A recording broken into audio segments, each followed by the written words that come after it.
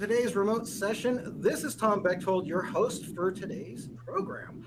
Now today we're going to be, this is actually part two of our program here. This is how to mitigate risk and comply with SEC disclosure requirements, regulations versus reality. Now we're not going to get into and unpack the actual disclosure for that, but I did load that into the resource tab. So there's a fact sheet in there that I got from the SEC website themselves, and the full 186-page document. That's in there if you guys have a need to cure your insomnia, that's in there. But seriously, it's there. There's a lot of great information in there, and they really, really unpack it in there. So I threw that in there. Lots of other resources as well. And I want to say thank you to the folks over at Spirion for making today's remote session possible. So that being said, quick housekeeping slide. Like I said, we've got some stuff in the resources down there. After about 45 minutes, you can download the certificate of attendance for today's program for 1 CPE credit. We are recording today's sessions, so you can come back and revisit today's discussion anytime, or if you hear something that you think a colleague might need to hear, certainly share that information with them. I've also got the link in there for part one, where we had a different group of folks. Aidan was in there as well, but we had a CISO as well, and a general counsel type person in that first one. So another kind of different perspectives. So if you want to revisit that, that's available as well, and that's in the resource tab. So this is the spot where I normally have some gems that I'm going to unfold for you out there in the audience. And you guys know I'm the host of this show. I don't know anything about the SEC, so I'm going to really store that information for later on so that the gentlemen that are on this panel can actually hear more questions from you. So please get your questions in the Q&A. We're going to be taking these throughout, and bulk of them probably at the end, but throw those in there as you think of them. Don't wait. Get them out there.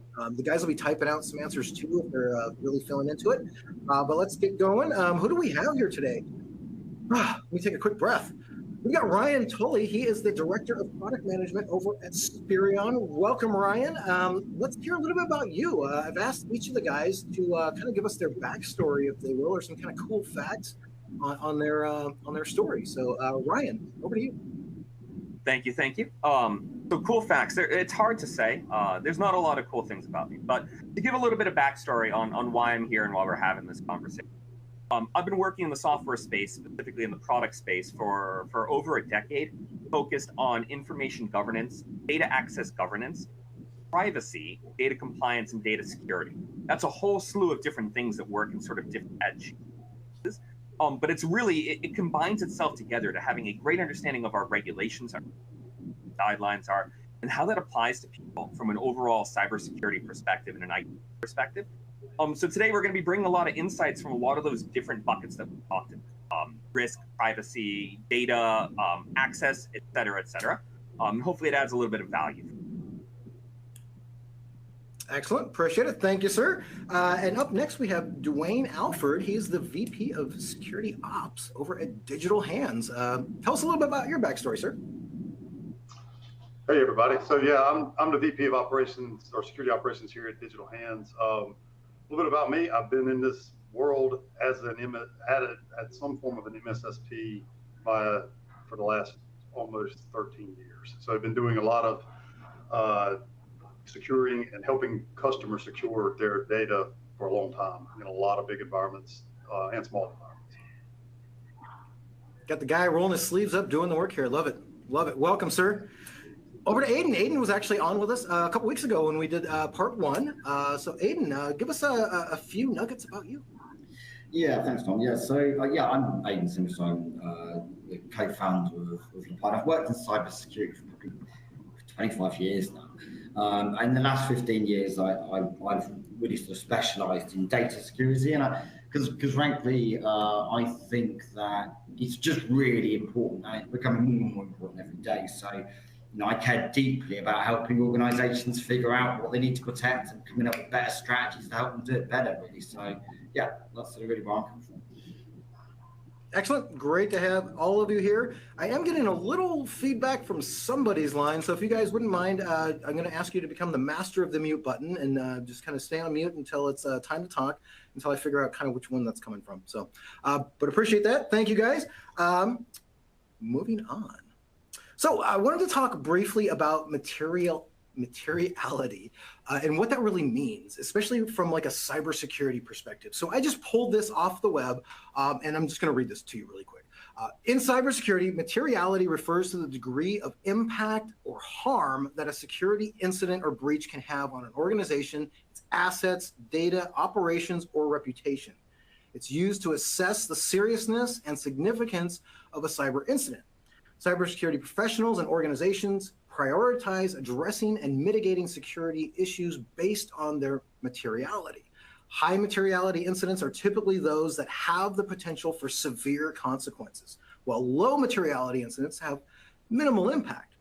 In both legal and cybersecurity contexts, the concept of materiality is essential for making informed decisions and allocating resources effectively. So that's the terminology that I came up with. But what does that really mean, right? I mean, in reality, I'm posing this to the three guys. I'll start with, because I can see him on my screen, Aidan. What are we missing with this? What, in reality, what is this definition missing, or what would you kind of add to it? It's a really difficult question. I mean, I you know, from the perspective of materiality, you can only determine if something's material if you actually understand what it is that's actually happened. So if you take, you know, materiality, I don't care if I have a breach necessarily if it contains some data that contains your holiday pictures. Like that just doesn't matter. There's nothing material, but you need to understand what it is that's sensitive. Like, and you need to be able to make a decision really fast around like how material that is. So you need to know, for example, has some data become breached that contains all of our customer data and a whole spreadsheet containing every transaction in the last 6 months. So that's something that requires immediate action. So I think the key around materiality here is context. Ryan, what do you think? We were talking about this a few weeks ago. What's your thoughts on this as well? So I'll kind of expand on that for a moment using a similar scenario. If I have a database, and I'll think in the IT terms today, if I have a database containing information on everybody that I have in my organization from a human resources perspective, and we have socials and we have names, and we're overseas, we have NHS numbers and such, and that is fully encrypted, it's obfuscated, it's pseudonymized, it's all of those different things, and that goes out onto the web somewhere. It's not the best thing that's ever happened in the world, but you know what? We're probably relatively safe. We're probably relatively secure in terms of what that is. Now, to kind of echo Tom and steal a quote that we have out there, I stole this from the SEC talking about materiality in regards to a different piece, but it falls in terms of there is a substantial likelihood that a reasonable person would consider it important. That's a really straightforward and a really, really simple way to view things. But it helps within the framing of determining, you know, some incident occurred, right? We're discussing at this point about materiality. We're talking about an incident response, generally speaking. And without actively knowing what it is that you have for information out there, first and foremost, being able to determine what material is in this context, also having word troubles there, but determining material in this context is really a huge gap, right? And it comes down a lot to what you care about as a regulated industry, right? A publicly traded industry has various other regulations that are in play that might be relevant. If we're talking about HIPAA, we're talking about PCI DSS, et cetera. So are you really in a position where an incident's happened? Somebody, a bad actor, has gained access to content that shouldn't have access to their content. And that content has now left your firewall, left your network. Did it contain names? Did it contain phone numbers? Did it contain socials? Did it contain credit cards? Did it contain information that you're now subject to report under things like GDPR and CCPA? I understand that that's not necessarily the SEC part that we're talking about, but that all bundles into really understanding what type of data do you have, and is it realistically considered a problem? Is it realistically considered a risk? I got a lot of opinions too on validating risk here, but I'll also I'll open it up, right, to say, you know, Dwayne, do you have any additional thoughts on where we're at in that and how we would go about defining material in this context? Yeah, materiality is really, you said it very well. It's going to be dependent on the industry and the actual environment specific to each individual organization. You know, from my experience, materiality comes into anything that one stops a significant amount of revenue from coming in, or a significant amount of customers' private data going out. A lot of that is where I'd start classifying materiality. Appreciate that. Thank you. Let's see here. I want to move on real quick. We're going to get into how each of you are defining risk, because I think that's kind of important as well, because we keep throwing that term around, but really not knowing what it is or how it's important to folks or how you're describing it kind of makes a difference. But I want to ask the audience a quick question, though. And I apologize, you can hardly see the font on here. It got really weird. I'm going to be squinting because I can barely read it myself. But as you reflect on the SEC guidelines, what comes to mind as the most important method to comply with? So what are you thinking about from your perspective out in the audience, what you really need to be complying with or really kind of figuring out? Is it access control? Is it taking a data-centric approach to all of this? Is it more of a balancing act between access control and the data? Maybe you're not sure, you're going to ask a compliance expert, or I don't have I don't have an answer for this, and that's maybe why you're here. So some different options there. Feel free to make your choice there. Again, apologize about that font. It is hard to read. But as you reflect upon those guidelines, what's coming to top of mind on what you're concerned with? So we'll come back to that in just a moment. But guys, let's go back over to, let's start with Aidan on this one. Risk. Let's define risk. From your perspective, what are you thinking is risk as we relate it to this topic? Well, to go back to Dwayne's point, really, I mean, like, risk is going to be different depending on, what type of industry you're in, like, and how you define risk. But I mean, at the end of the day, it's anything that's really going to actually prevent and damage your company reputation and prevent revenue, really. So I think that, but at the end of the day, I mean, it really comes down to context. Like, you've got to make sure that you understand what type of data, should it become breached, would actually have a material impact. So you have to quantify risk in terms of understanding context. And I think the other thing around risk that's really important here is that there are some pretty big things that you can do around reducing levels of access that can help prevent risk that I think is quite often overlooked. So yeah, I mean, I guess that's my perspective on the risk side of things. Yeah. I'll jump in really quickly if I can on that one and add a couple of points. I want to talk about a little bit about risk quantification, and I'm very much a numbers person, and so I want to actually kind of show out some data from various reports that have been out there from the analysts, and I want to call attention to as much as I can the cost of a data breach report that comes out every single year that you take a look at. And one of the pieces that has shared information on is that 53% of organizations out there do not currently prioritize their risks, threats, and impacts based on risk quantification. However, those that are in fact prioritizing when they have a breach, it's stopped being a conversation or a question about if you have a breach, it becomes when you have a breach. But when they end up having a breach at this point, their average data breach is coming in at about $2.1 million more than those who are actually going through and quantifying their risk that they have as an organization, right?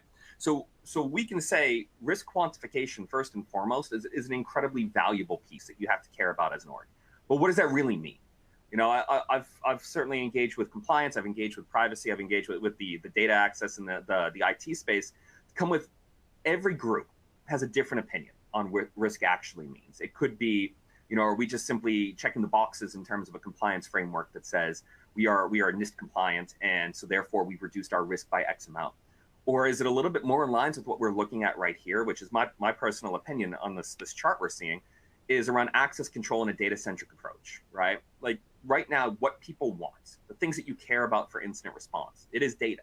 People are attempting to gain access to your data, and they're attempting to do that by gaining access through your credentials to get into your data.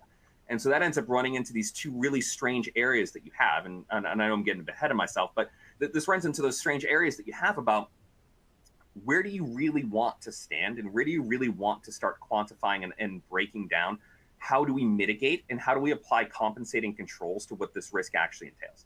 Now, I like the data-centric approach in a lot of different functions. It is not the know-all, end-all, be-all, and I can see the poll here, a lot more balancing act rather than just pure data-centric approach. But I think that amongst what you really need to be doing when you look at what your risk is as an organization, and you look at what people are trying to access in terms of a cybersecurity perspective, You need to understand your data. You need to understand the volume of that sensitive information that you have that would be considered detrimental to your organization, material challenge, if it ever got out there. You need to understand not just the volume, but the impact, the value of that, right? As in, if I lost, going back to the material point, if I lost a person's name, that's very different than losing a social security number with the person's name. And then follow up is really what's the overall, for lack of a better phrase, the vulnerability that I have as an organization for all of my different assets that I've identified under whatever compliance framework I'm working under. Is there a substantial, real, genuine risk that A, this could be breached, and B, if it's breached, what is the material impact, right? Which is a very circuitous way of saying, hey, listen, you need to understand what you have. And then once you understand what you have and what it's worth to you as an organization in terms of revenue, in terms of customer impact, in terms of public relations, et cetera, that's where you're going to really define where your risk comes from and how you turn that into a fair quantification. That's incidentally my opinion on that risk place. Yeah, one thing I think you picked up on there that I think is a really interesting point is, the way we think about this certainly is that it's highly likely that however good your security is, at some point or another, one or if not more of your endpoints, as it were, one or more of your credentials within your organization will become compromised, right? So if your entire attitude towards risk is just trying to protect from the outside in, you've not taken the right you've not got the right approach to risk. I mean, I'm incredibly biased, but my view when it comes to risk is like, what is the stuff that actually matters? I actually don't care necessarily if someone were to, I don't care about intrinsically about my desktop or my server. I care about what's on it. So that's actually the risk. There's no risk of actually someone getting into my server. It's what they do when they get on the server and what they're trying to get access to and what they do with the information that's on there that actually matters the most. So the key strategy for risk mitigation, in my opinion, when you think about this regulation, is what is it you want to protect? Have people got the right levels of access, and then you build everything out from there, from the middle out. So that's my view on the risk as well. I think it's one of the most effective ways of mitigating risk in this context, anyway. Dwayne, anything to add here? These guys nailed it. I mean, the only addition I'll add, and it's from the point of view of what we do for a living, which is you got to know your risk before you can detect things trying to get to the things that are at risk, right? And so, and that's even one thing that a lot of people like to talk about with risk is who wants my data, who wants it, knowing the person that might be coming at you right after you. I think that's an important aspect of it as well. So I'm curious, Aidan, as a data guy, are you surprised that only like 8% of the audience was like, I'm taking a data-centric approach to this? I'm not. No, I'm not. Because I think that, and I do believe that attitudes are changing. So if I think about the kind of engagements we used to have, I don't know, 5 or 6 years ago, quite often, people were like, yeah, but data's not really our problem. It's sort of more, no one really wants to own the problem of data. They want to try and protect the infrastructure. They want to try and put the controls in place around the stuff that the data itself. And I think it's probably, the attitude, and there is definitely a shift to more organizations thinking about data as part of the overall objective. And I think that this is going to move. But no, I think we're still on that path. And I think that if we did it after exactly that same question in a couple of years' time, I'm convinced it would be much higher than that. I would think so too. I mean, because right now it's like everybody's really just kind of bent on access control and just making sure, you can't get in. But we know people are getting in. So it's like, okay, I feel like I'm with you. I mean, it's like we need to know what data is there, the important stuff, the keys to the kingdom, if you will. Excellent. Okay.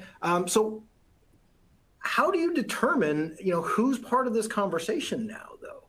I mean, because this opens up a can of worms, right? Because now if you as the security guy or gal are like trying to get your arms around this, it's not your data. You're just the shepherd of this stuff. So let's talk about that for a bit. Aidan, since I keep seeing you're like hogging my screen. So let's start with you on this one.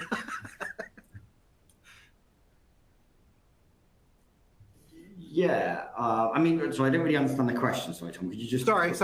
Where I'm going with this is basically, how do you get to the you said context of the data, right? So how do people get to that point where they detected what the data is, they perhaps have classified it? Now that's a whole nother step, probably a whole nother webcast on top of it. But how do they determine what that mission critical data is? I guess at the end of the day.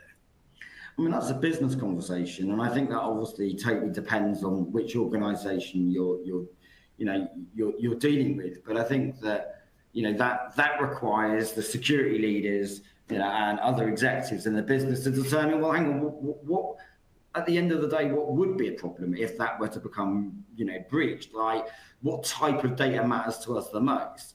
And then from there, it's about putting, and just one point on this, by the way, when it comes to figuring out risk, when it comes to figuring out what data you want to protect, there's not a case of pressing a button and it suddenly goes off and scans it. It's a program that happens over a period of time that involves the whole business, that it's a step-by-step thing that you, over a period of years, that you'll need to go through. And it involves multiple stakeholders. It involves, people that are running various different departments, because, how are the security teams supposed to know what data matters and what data doesn't? Like, it involves a broader business conversation. So I think, it has to start with business leaders as much as it does just security as well. That's the word I think on that. Okay. Ryan, I'll ask. I mean, it's going to be, it kind of depends, right? I mean, not to sound like a lawyer, but it does depend. Right? But it kind of does. It really does. So Ryan, in like a kind of a generic scenario, I mean, how has it changed, prior to COVID versus like now, I guess, to who should be part of these conversations now? That's a great question. And Aidan, you stole a little bit of my thunder with exactly what I wanted to say on where this starts. So this overall, an understanding of managing sort of your data and your access ecosystem that you have as an organization, it of course is going to vary based off of verticals, based off of size, based off of what you do, where you play, etc. But it's got to start from the top first and foremost, right? We have to be having this conversation in regards to what is your executive team or your board thinking in terms of data management and data privacy, data security, cybersecurity, all of those good pieces. Because you're not going to be able to trickle something down to the rest of the organization if you don't have that executive level buy-in and making these types of decisions for the org. Now, I'm not saying that we need to have a CISO sitting with the CFO, sitting with the CEO, and making a determination on exactly what technology you're going to use. Now, we don't need that level of granularity. But what we do need is we need to ensure that they are, A, identifying the appropriate KPIs as an organization, B, they're reinforcing the message with everybody across the board, and C, that they're enabling what the information security team looks like as a group to make sure that they're really sitting back and putting whatever protections they can in play to reduce that risk of a material incident. We take a look at what the SEC rulings look like here, right? And they talk about having a process in place for identifying these incidents and ensuring that it has that level of visibility and making sure that it goes up to that board level. So that's where it has to start. But in reality, you're having a conversation about really three different areas: people, process, and technology. People-wise, we understand that at the very top of this, the board makes the edict, and then it comes on down, and the information security team, the privacy team, whatever team it ends up being here, compliance team, they're going through and they're enacting something within the organization. Now, there's a lot of different technology choices. To Aidan's point, you're not going to be in a world where you hit a button and you say, okay, go. Tell me about everything that's at risk right now. It doesn't quite work that way, right? But that is still your step one that you really need to be focusing on in your identification is once we get to that right group of people, your process should be time to figure out what information in my environment, in my organization, is considered sensitive enough that when an incident happens to that, it becomes a material incident, a material event that has to be reported. And so that's a different definition by each and every org, but it's also different business units in the organization. So this is my circuitous way to get to your question of, we need to have a conversation with larger organizations about the concept of data custodians, right? Or data stewards. For instance, if I'm John Doe over on the IT team in a 30,000 person organization, I don't know what legal thinks is actually that important. I don't know what HR thinks is that important within their context. I don't know what finance thinks. I don't know what any of these groups think. And I certainly can't go through and manage all of that for them. Software is great, software is automated, software is fantastic, but if it doesn't fit into your process, then you're going to be deploying something from a technology point of view that doesn't actually deliver the value that you're looking for. So it's time to find the right parts of the organization, find people who are champions within each of these individual business units, and have them step up and be that person who becomes the custodian of not only identifying, yes, this data is in fact relevant for the terms material breach, but more specifically, once I have found that data, here's our plan for identifying who can access this, when can they access it, et cetera, and ensuring that our access controls are really locked down into a tight constructive way that aligns to that process, and as well as time to monitor that, right? Let's go keep an eye on that and see if anybody's engaging with this in a way that doesn't quite make sense. So it was a bit of a longer answer to where you're getting at, but the short version is it's got to come from the top.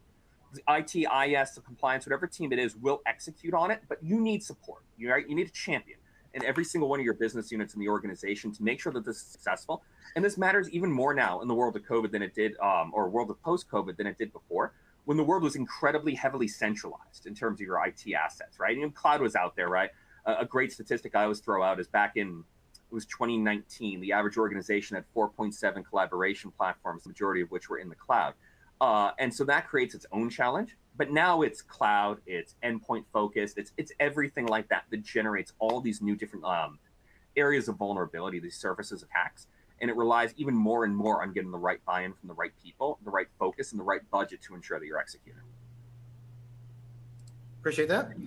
I want to shift gears, though. We've been kind of heavy on data, but Dwayne, if I'm not mistaken, you're kind of an access control guy, right? So why don't we talk about that a little bit? Authentication leads to the data. So why doesn't that bit come first, or why isn't that more important? I think it's as equally important. So I want to get kind of really practical in how I want folks to think about this. Yeah, data sounds kind of nebulous when you think about, like, everybody has different approaches to what data is important to their organization. But there are actually some things that apply to every single organization every time. And what I mean by that is your user authentication. How do your customers interact with you? How do they authenticate, right? What is your multi-factor authentication? How are they passing their information from them to you? There's your on-ramp and off-ramp to your cloud and how that's authenticated.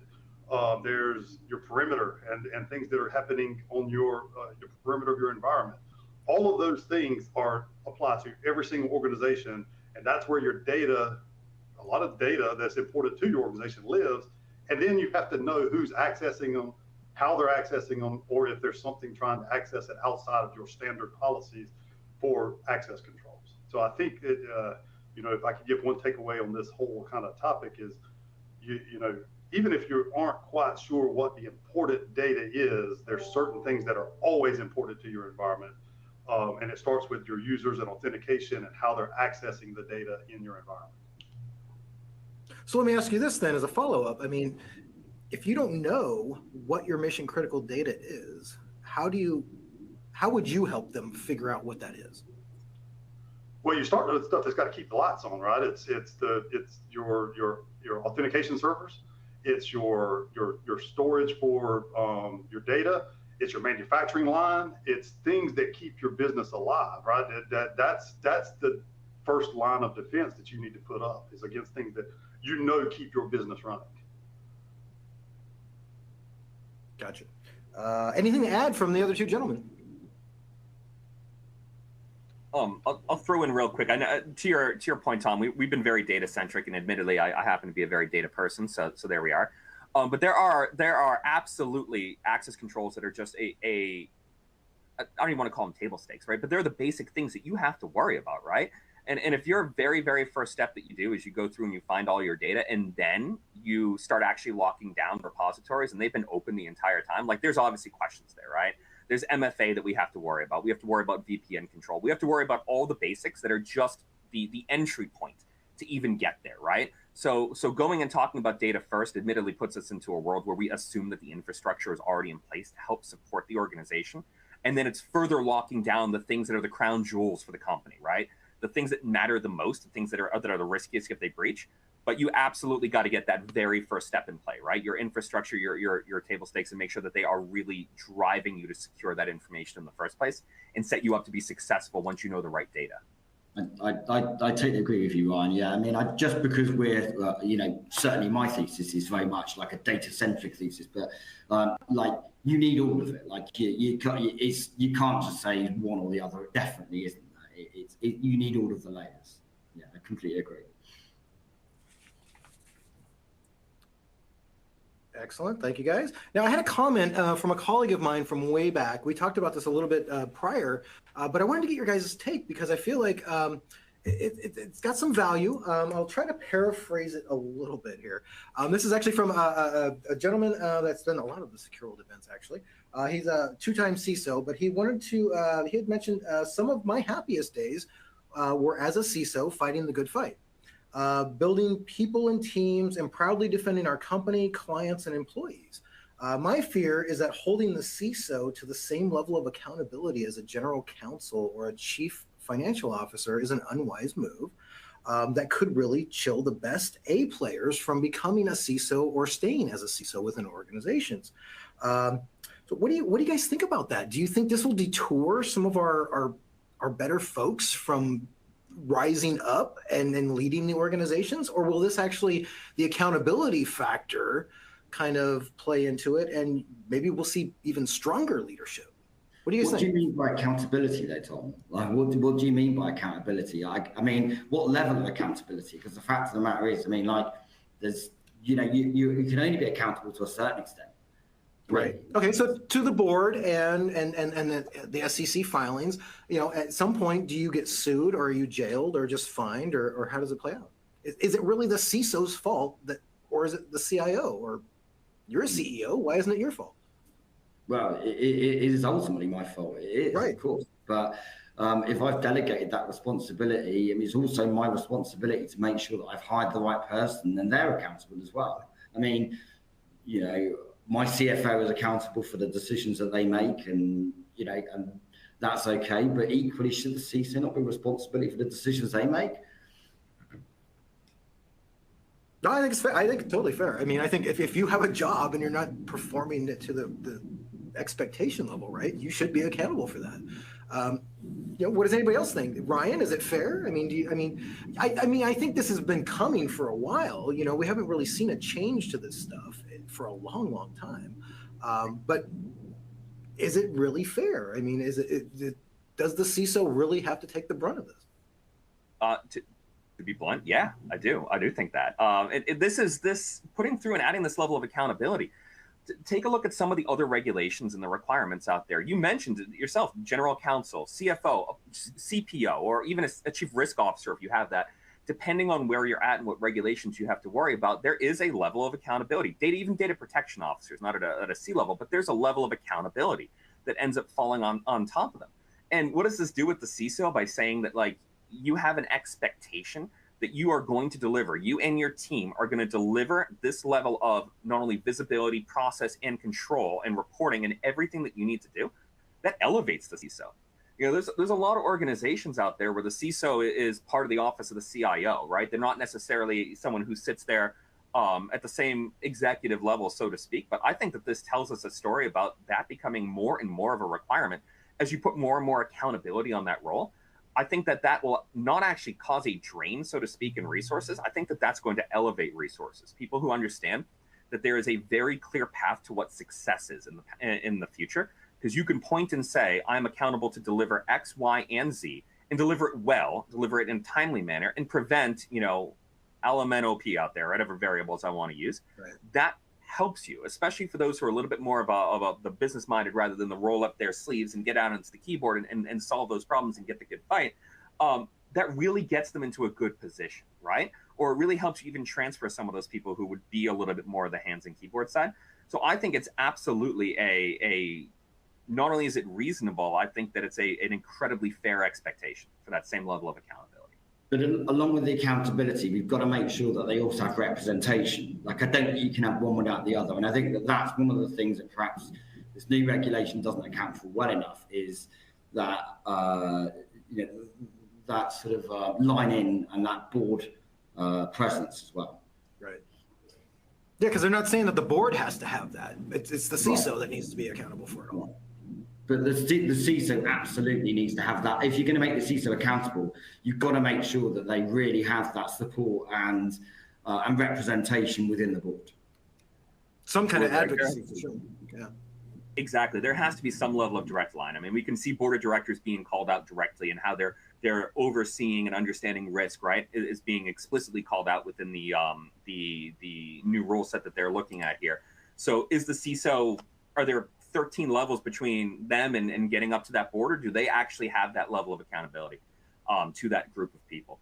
That's and I know it's not the SEC part, but that was one of the interesting things that GDPR was really leading, was a data protection officer who actually does have that message straight to the board. And while it's not called out directly in the SEC filings for any sort of accountable person, that becomes something that has to be considered by any of these organizations. And we heard from Sam last time. He was our CISO from the part one. He had mentioned that oftentimes you go into the board and you've got like 5 or 10 minutes to really just either spell out the State of the Union, but it's really not enough time. So how do we create more time, or how do you use that time more wisely, I guess, when you are in front of a board? I'll throw this out to any of the three of you. And throwing out a question to the audience, backtracking just a moment, do you guys think it's fair that the CISO is accountable for all this stuff too? Just kind of curious, throw it in the Q&A if you wouldn't mind. But guys, what do you think? I can take this one first if you want me to, Tom. Yeah, go for it. I deal with a lot of boards and executives and things. First, I think that the accountability piece is great. Is what we asked for, right? We've been asking for us security guys to be taken seriously at the board level and at the executive level for a long time. So it's great. It puts the folks that want to be there in the right spot.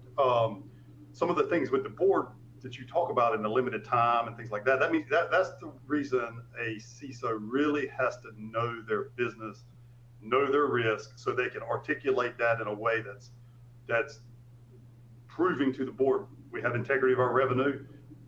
This is the ability. The cybersecurity team, or whatever we want to call it, is actually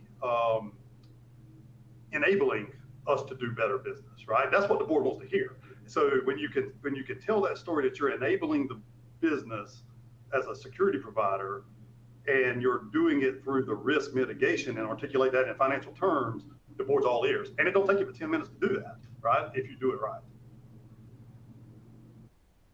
I guess that's the trick, right? I mean, you have to learn those skills at some point. You do, and that's what we wanted, right? We want the CISO role to be taken serious at an executive level, reporting to the CEO and reporting to the board. You got to learn how to talk tech and talk business.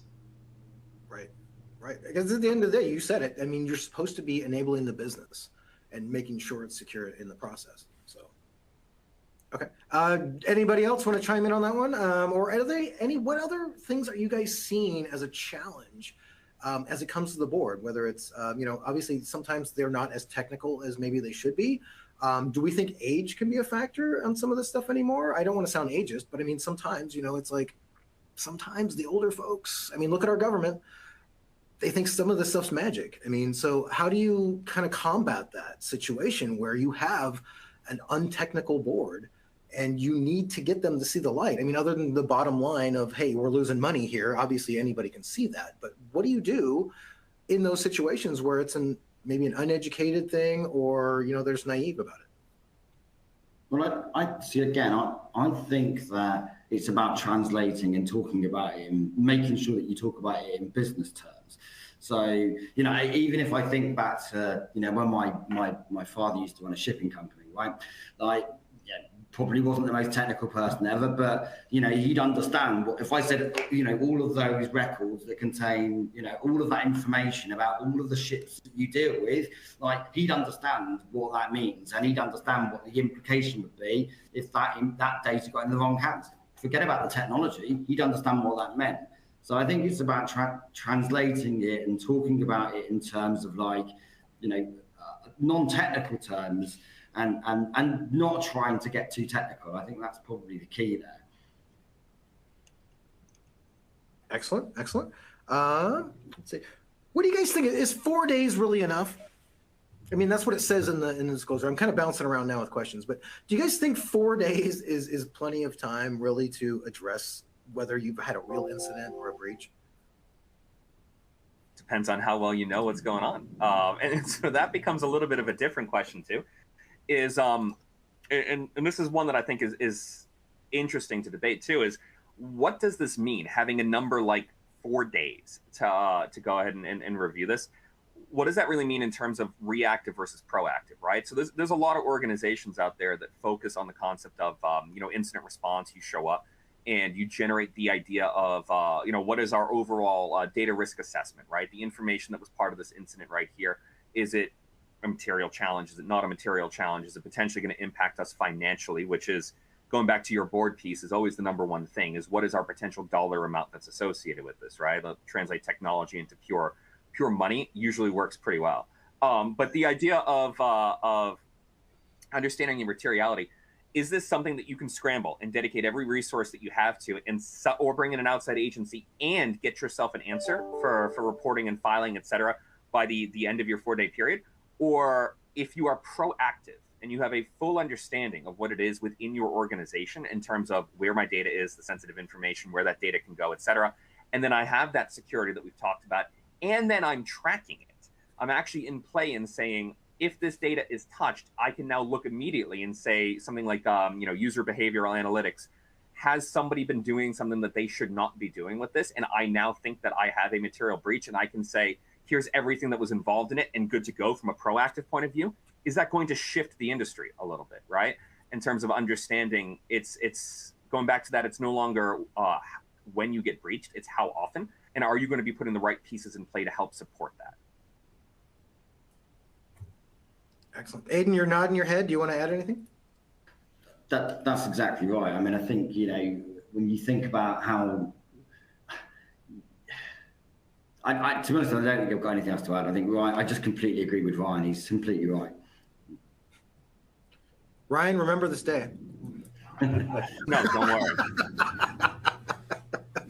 Okay, guys, let's see. We're kind of getting, we got plenty of time for Q&A. If you guys have questions out there in the audience, please keep them coming. I've been using a few of those so far. Let's see here. I'm going to go through. Okay, those are all good. Okay. Shift gears here, guys. Okay, we talked about risk before. I just want to make sure any of the questions here. No,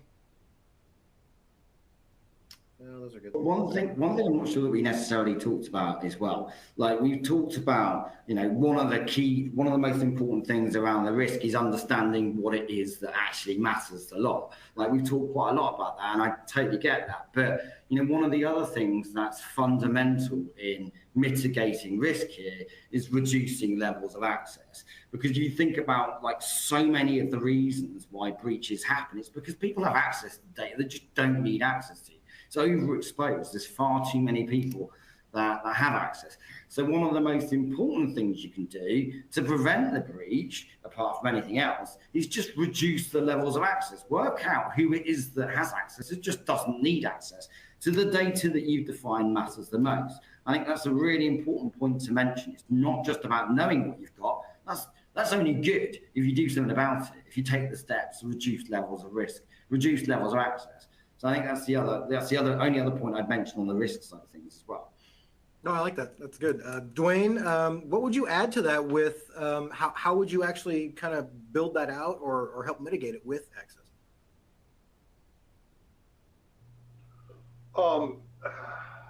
It's a good question. Or a place to start. I mean, I don't want you to boil the ocean for us, but where would you kind of start if people haven't done it already?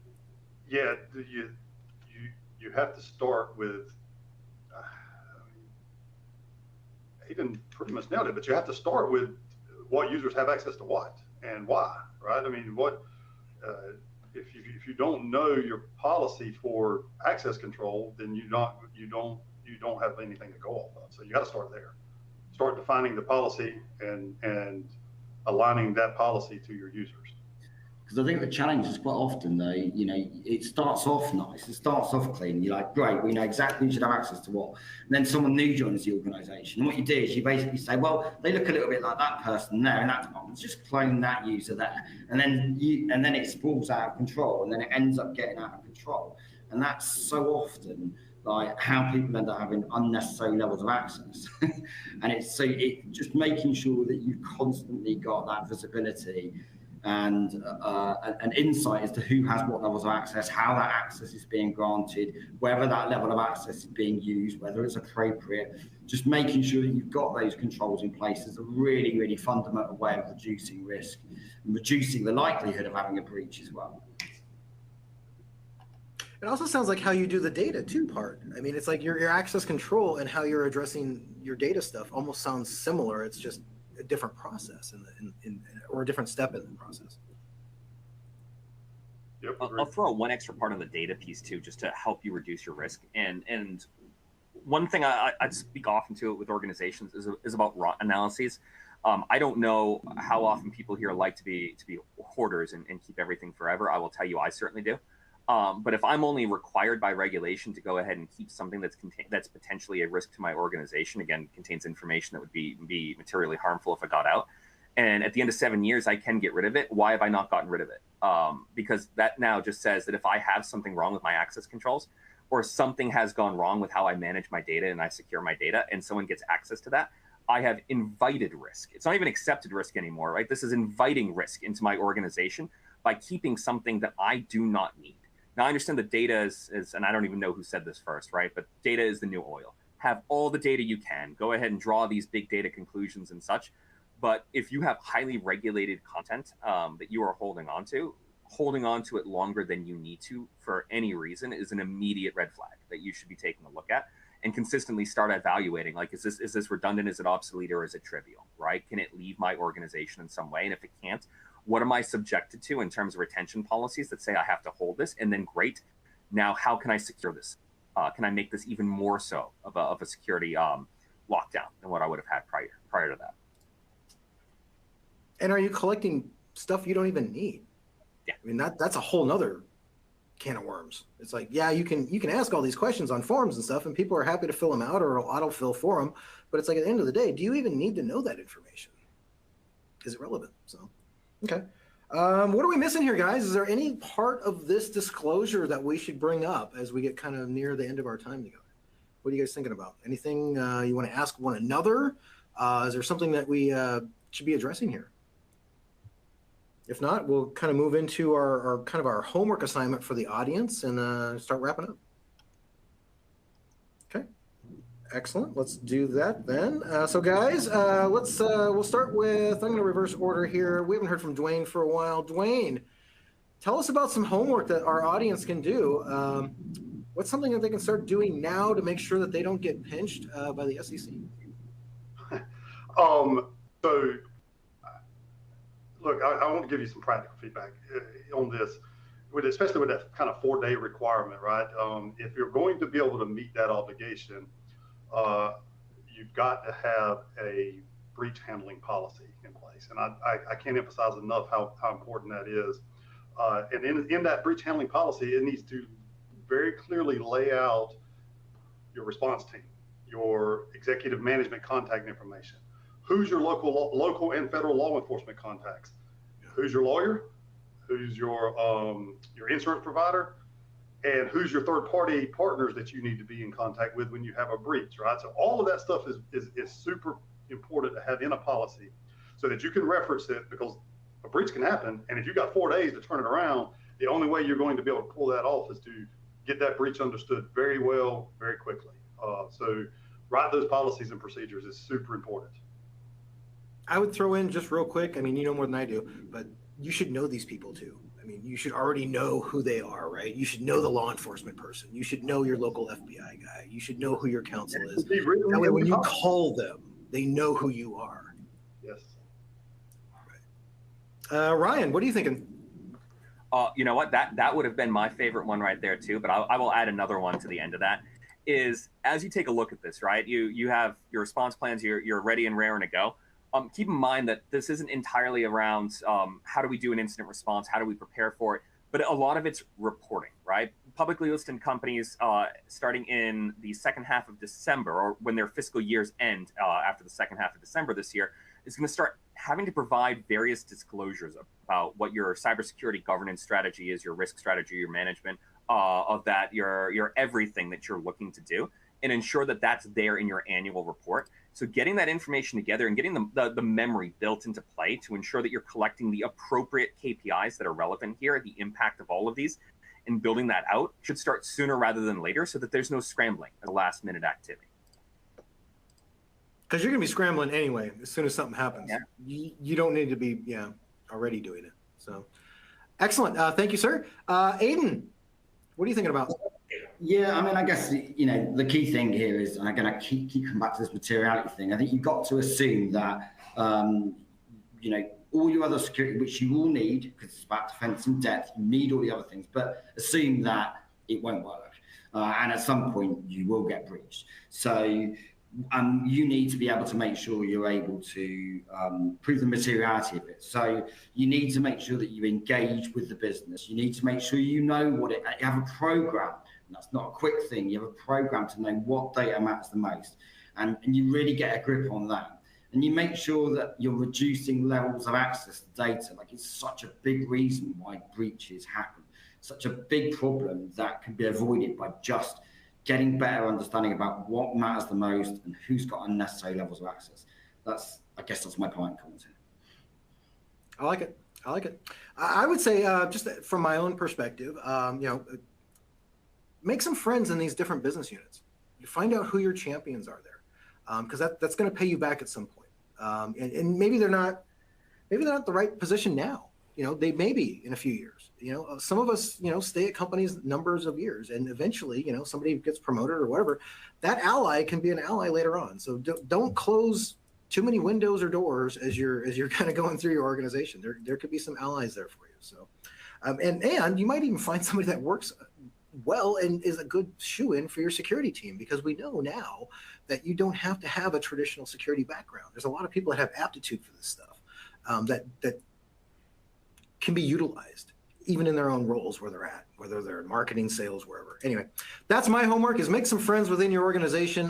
Just figure out who's out there that's like-minded that can help you when you need it. So thank you, gentlemen. Really appreciate you guys just really putting up with me and my questions and just being here today. I really appreciate that.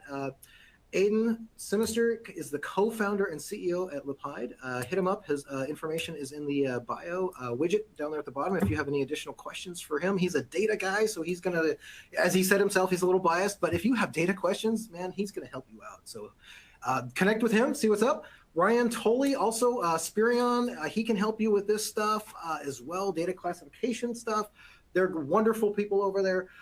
Dwayne Alford is a new guy for me at Digital Hands. They do forensic stuff, awesome stuff. I always love hearing those stories about the weird stuff that you guys find after somebody's been breached and all that kind of stuff. Hit him up. His information's in the bio as well. You can pick his brain, 26 years, MSSP stuff. He's got to know a lot of stuff in there. So hit him up as well. And thank you to the folks at Spirion for making it possible. Up next, we've got a bunch more stuff coming up. On the 19th, we've actually got kind of twofold. I'm going to be doing two things at once. I'll be at our Denver SecureWorld conference, and I'm going to be doing a live webcast from the show. We're going to be talking about Cybersecurity Awareness Month and how to get prepped for that in October. And then we're going to be moving out to September 28th, Hacking Your Digital Identity, how cyber criminals can and will get around your authentication methods. So maybe a nice follow-up for this one. And then You Can Trust Me, the why, what, and how of transparency and third-party risk management. Boy, the fonts on this one really got messed up. Sorry, everybody. That one's October 10th. So again, kind of another follow-up for this, honestly, because third-party risk is a huge one, and that's going to bite you as well. So watch out for that stuff. Join us there. I've got links for these, all of our in-person stuff as well in that widget bar. So check that stuff out. Again, thank you, everybody, for joining us for part 2. Part 1 is also in that tab as well, so you guys can go back and revisit that interview as well. That concludes our time together. Have a great rest of your day, everybody, and we'll see you on the 19th.